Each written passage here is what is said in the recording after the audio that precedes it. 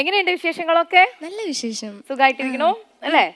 അപ്പോ കുറെ നല്ല പാട്ടുകളും പെർഫോമൻസുകളും ഒക്കെ ഇനിയും അസ്നയുടെ വരാനുണ്ട്. ഇന്ന് നമ്മൾ വന്നിട്ടുള്ളത് ഇഷൽ ഹബീബി എന്ന റൗണ്ടിൽ പെർഫോം ചെയ്യാനാണ്. ഇന്ന് ഓഡിയൻസിന്റെ കൂട്ടത്തിൽ കുറച്ചധികം ആളുകളെയൊക്കെ എനിക്ക് കാണാൻ പറ്റുന്നുണ്ട്. എല്ലാം അസ്നയുടെ ഫാൻസ് ആണോ?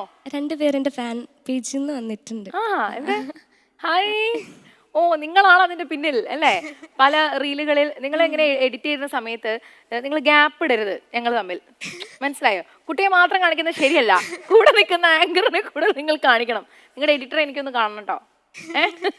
ശരി, എന്തായാലും ഭയങ്കര സന്തോഷം. ഇടയ്ക്കിടയ്ക്ക് ഇങ്ങനെ കാണുമല്ലോ അസ്ന നിസാം ഫാൻ പേജ് എന്നൊക്കെ പറഞ്ഞിട്ട്. അപ്പോൾ ഇവരാണ് ആ പുലികൾ എന്ന് പരിചയപ്പെടാൻ പറ്റിയതിൽ സന്തോഷം. ഈ ഒരു 2 പേര് മാത്രമേ എത്തിയിട്ടുള്ളൂ, ബാക്കിയുള്ളവർ ഇടയ്ക്കിടയ്ക്ക് ഒരു പട ഇനി ഉണ്ടെന്ന്. ശരി, അപ്പൊ എന്തായാലും നന്നായിട്ട് പാടും കേട്ടോ. കുറെ കാത്തിരുന്ന് നമ്മൾ ഇഷ്ടപ്പെട്ട ഒരു പാട്ടുമായിട്ട് വന്നിരിക്കല്ലേ, അതിന് ഒരു ചാൻസ് കിട്ടിയിരിക്കാം നമുക്ക്. ഉഗ്രനായിട്ട് പാട്. ഓക്കെ ശശി.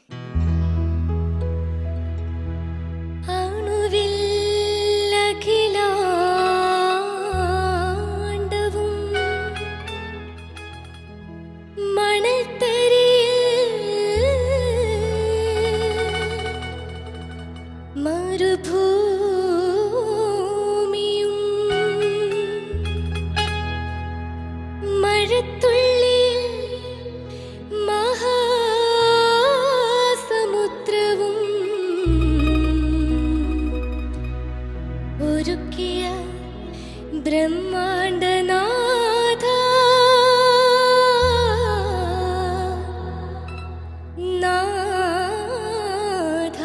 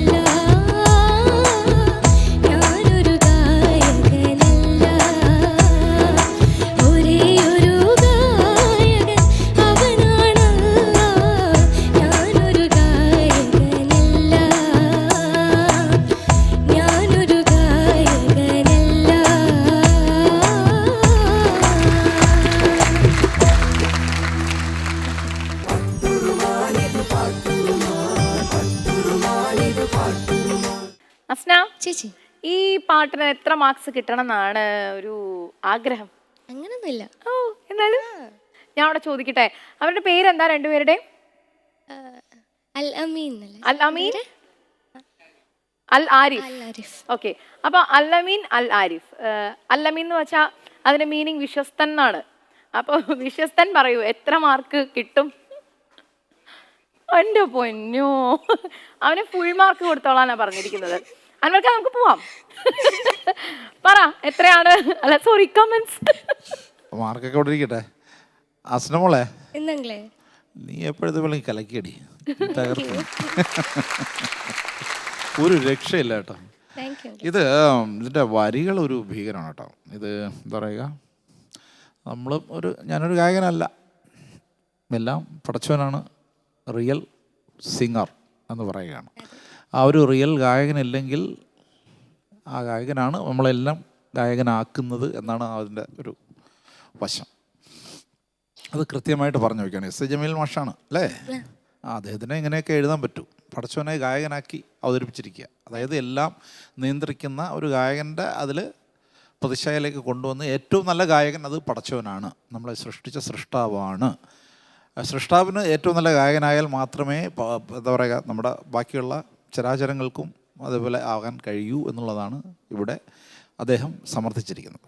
മനസ്സിലായില്ലേ? അപ്പോൾ അത് സുന്ദരമായ ട്യൂൺ കേട്ടോ, വളരെ മനോഹരമായിട്ട് തന്നെ മക്കൾ പാടി. വിരുത്തം തന്നെ കലക്കിക്കളഞ്ഞു, ഉഗ്രനായിരുന്നു. അപ്പോൾ അത് മൊത്തത്തിൽ എനിക്ക് ആ അനുപല്ലവിയിൽ ആ കാവ്യം, ആ ഗാനം എന്ന് പറയുന്ന ഭാഗം വളരെ മനോഹരമായിരുന്നു, ഉഗ്രനായിരുന്നു, കലക്കിക്കളഞ്ഞു. അതൊക്കെ പിന്നെ ചരണം പാടി പിന്നെ തിരിച്ച് വന്ന് അടിപൊളിയായിട്ട് ലാസ്റ്റ് പല്ലവി പാടി കൃത്യമായിട്ടൊന്ന് അവസാനിപ്പിച്ചു തന്നു, കലക്കി കളഞ്ഞു, ഉഗ്രനായിട്ട്. എപ്പോഴത്തെയും പോലെ ഈ പാട്ട് വളരെ ഹൃദ്യമായി കലക്കി. താങ്ക് യു സോ മച്ച് അൻവർക്ക. ശബ്നം, അസ്ന, നിനക്ക് ഈ ഹൈ പിച്ചിലോട്ട് പോവാണ്ട് ഉറങ്ങാൻ പറ്റൂലേ? ഞാൻ വിചാരിച്ചു ഇതിലെങ്കിലും കാണൂല, പക്ഷെ ഇതിനകത്തും പോയി ഹൈ പോയിട്ട് ഒന്ന് ടച്ച് ചെയ്തില്ലെങ്കിൽ ഒരു സമാധാനം ഇല്ലല്ലേ? അധികം ഇല്ലെന്നാ പറയണേ. അതാണ് ഞാൻ പറഞ്ഞത്. ആ ഒരു നിന്റെ ഒരു ലിമിറ്റ് എന്ന് പറയുന്നത് തന്നെ മറ്റേ ഒരു ഹൈ, എന്താണ്, ഒരു സെമി ക്ലാസിക്കൽ, അതാണ്, ആ ഒരു ടൈപ്പാണ്. ഞങ്ങളിങ്ങനെ പറയുമായിരുന്നു അത്. എന്തായാലും ഒരുപാട് സന്തോഷം മോളെ, അടിപൊളിയായിട്ട് പാടി. നല്ല നല്ല കേൾക്കാൻ നല്ല ഒരു, നമുക്ക് പാടി കേൾക്കുമ്പോൾ തന്നെ ഒരു ആനന്ദം തോന്നുന്ന തരത്തിലുള്ള ഒരു സിംഗിങ് ആയിരുന്നു. Thank you judges.